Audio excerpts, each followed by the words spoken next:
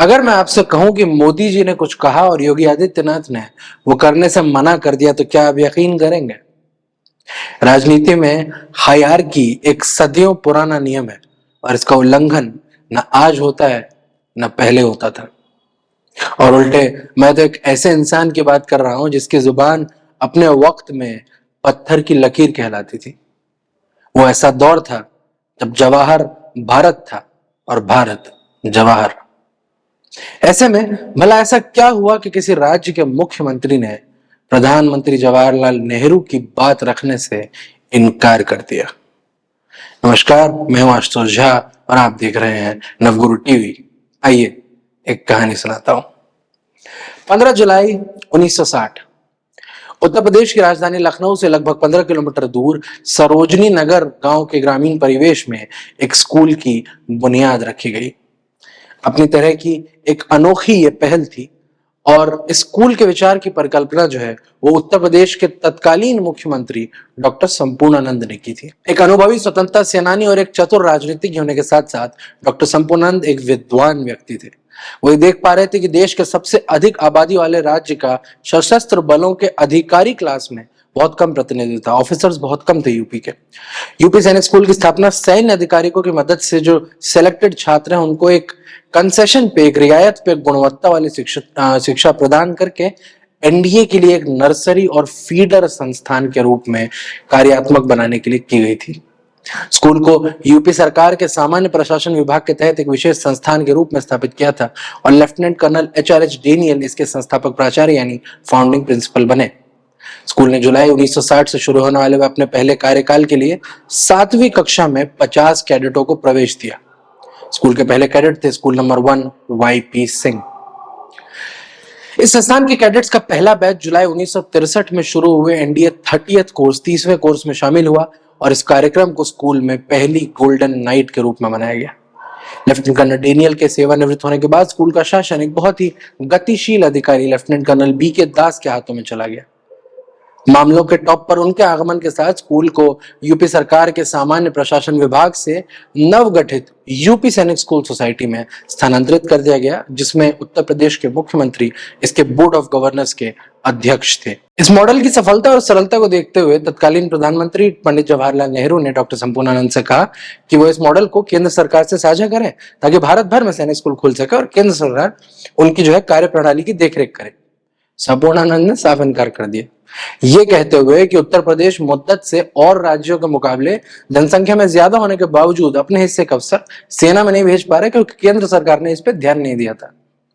कहते हैं कि यह बात नेहरू को इतनी चुभी कि उन्होंने पूरे देश भर में सैनिक स्कूल खुलवाने का फरमान जारी कर दिया, जिसकी सालिम सूरत आज हमारे सामने 33 सैनिक स्कूल के रूप में खड़ी है। तो चलिए, ये तो अच्छा हुआ। खैर, कहानी जारी रखते हैं। यूपी सैनिक स्कूल ने मार्च और अक्टूबर के महीनों में 2 बार जो है एंट्रेंस एग्जाम हुआ करता था। 1972 से इस द्विवार्षिक एंट्री को सिंगल पॉइंट एंट्री में बदल दिया गया। स्कूल की तादाद लगातार बढ़ती रही और 1967 तक स्कूल में 250 स्टूडेंट्स पढ़ रहे थे। साल 1969 में स्कूल के 13 यंग कैडेट्स ने देव टिब्बा की 19,000 फीट ऊंची चोटी पर चढ़ाई कर ली। टीम का नेतृत्व किया था मेजर पीपीएस चीमा के मार्गदर्शन में कैडेट एसके माथुर ने। स्कूल के नए कैंपस के लिए योजनाओं को विंग कमांडर केएस त्रिपाठी के गतिशील निर्देशन में 1981 में फाइनल स्वरूप दिया गया था, जिन्होंने 1977 में प्रिंसिपल के रूप में कार्यभार संभाला था। एक नए हॉस्टल किदवाई हाउस की नींव भी रखी गई थी, जिसकी श्रीपति मिश्रा जो उस समय राज्य के तत्कालीन मुख्यमंत्री थे, उन्होंने उसके भूमि पूजन की थे। 1982 से 85 तक के साल जो है स्कूल के इतिहास में बहुत ही अशांत समय रहा। स्कूल के स्टाफ में हड़कंप मचा हुआ था, स्टाफ अस्थायी थे, कोई भी सेवानिवृत्ति लाभ नहीं था। प्रशासन में बदलाव, यूपी सरकार द्वारा कर्मचारियों को सेवानिवृत्ति लाभ देने की अनिवार्यता को स्वीकार करने के बाद ही स्कूल में सैद्धांतिक रूप से चीजें दिखने लगी और क्लैरिटी आई। आज यूपी सैनिक स्कूल, जिसका नाम बदलकर इसके महान एल्यूमनाई परमवीर चक्र विजेता कैप्टन मनोज कुमार पांडे के नाम पर कैप्टन मनोज कुमार पांडे यूपी सैनिक स्कूल कर दिया गया है, एक बहुत ही सक्सेसफुल सैनिक स्कूल के रूप में एनडीए में लगातार हर साल सबसे ज्यादा कैडेट्स भेजता है। बात करते हैं उद्देश्य की। स्कूल का मुख्य उद्देश्य राष्ट्रीय रक्षा अकादमी के माध्यम से रक्षा सेवाओं के कमीशन रैंक में प्रवेश के लिए कैडेटों को अकादमिक, शारीरिक और मानसिक रूप से तैयार करना है। इसे प्राप्त करने के लिए स्कूल एक व्यापक शिक्षा प्रणाली पर काम करता है, जिसमें प्रत्येक कैडेट को एक शैक्षिक स्तर पर, एक एकेडमिक स्तर पर इतने पर लाना कि वो राष्ट्रीय शिक्षा अकेडमी की जो एंट्रेंस है, एनडीए की जो एंट्रेंस है, उस कंपटीशन को सक्सेसफुली कंप्लीट कर सके। हर कैडेट को इस तरह से ट्रेन करना जो उनमें आत्मनिर्भरता और आत्मविश्वास के गुणों को पैदा करे और उन्हें नेशनल डिफेंस एकेडमी में शिक्षा के पाठ्यक्रमों से पूरा लाभ प्राप्त करने में सक्षम बनाए। एनडीए में अपनी जगह लेने के लिए कैडेट्स को शारीरिक रूप से फिट करना और बाद में आर्म फोर्सेस के जीवन में आने वाली कठिनाइयों का साहस और धीरज के साथ सामना करना भी स्कूल सिखाता है।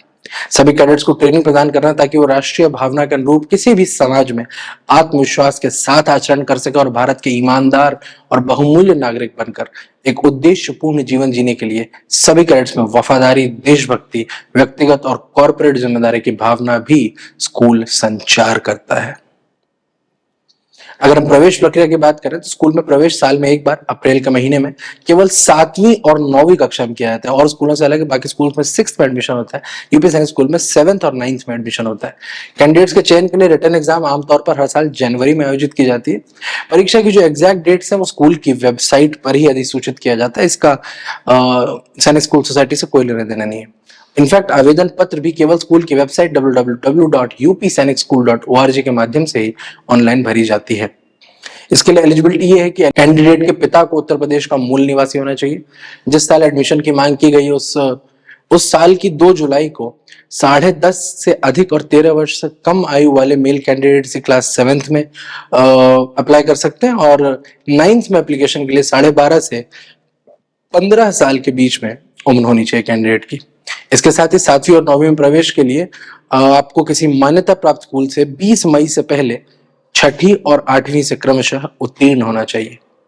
सीट्स में रिजर्वेशन की बात करें तो यूपी सैनिक स्कूल में टोटल जो वैकेंसीज है उसमें से 27% सीटें ओबीसी के लिए, 21% यानी 21% सीटें एससी के लिए, 2% एसटी और 10% ईडब्ल्यूएस श्रेणी के लिए आरक्षित हैं। यदि किसी भी समय कोई जाति प्रमाण पत्र फर्जी पाया जाता है तो कैंडिडेट की उम्मीदवारी रद्द की जाएगी और नियमानुसार कानूनी कार्रवाई भी शुरू कर दी जाएगी। सिलेक्शन प्रोसेस पे हम आते हैं। चयन प्रक्रिया पे की हम बात करें तो स्कूल में प्रवेश के लिए उम्मीदवारों को लिखित परीक्षा में उत्तीर्ण होना पड़ेगा, जिसमें एक प्रश्न पत्र होता है जिसमें गणित, इंटेलिजेंस, अंग्रेजी और जीके ये 4 पेपर शामिल है। परीक्षा ओएमआर शीट पर बेस्ड होती है और मेरिट के आधार पर जितनी भी वैकेंसीज होती हैं उसके 3 गुना उम्मीदवार क्लियर करते हैं, उन्हें साक्षात्कार के लिए, इंटरव्यू के लिए बुलाया जाता है। इंटरव्यू और मेडिकल हो जाने के बाद मेरिट के हिसाब से मेरे फाइनल मेरिट लिस्ट आती है जिसमें सी कैंडिडेट्स को अलॉट होता है। 10 सीटें जो है वो पेमेंट सीटों की कैटेगरी में घोषित की जाती है। पेमेंट सीट जो है उसकी जो फीस है वो सामान्य सीट से दुगनी है, इसलिए मेरिट के जो लिस्ट है उसमें 100 छात्रों को ही, 100 रैंक तक के उम्मीदवारों को ही पेमेंट सीट ऑफर की जाती है। ये एग्जाम जो है एग्जाम होता है आपका गणित का, इंटेलिजेंस का, अंग्रेजी और जनरल नॉलेज। 200 मार्क्स का पेपर होता है, 2.5 घंटे आपके पास समय होता है। परीक्षा केंद्र, ये जो लिखित परीक्षा है उत्तर प्रदेश में कई केंद्रों पर आयोजित की जाती है। फिलहाल आगरा, अयोध्या, बरेली, गोरखपुर, झांसी, मेरठ, प्रयागराज, वाराणसी और लखनऊ, इन केंद्रों पे ये एग्जाम होते हैं। स्कूल के पास सभी राइट्स हैं तो अगर जरूरत पड़े तो इसे बढ़ाया घटाया जा सकता है, पर फिलहाल इन सेंटर्स पे इसका एग्जाम होता है और ये एग्जाम केवल एक ही दिन में कंप्लीट किया जाता है। ठीक है, इस एग्जाम का सिलेबस क्या होगा?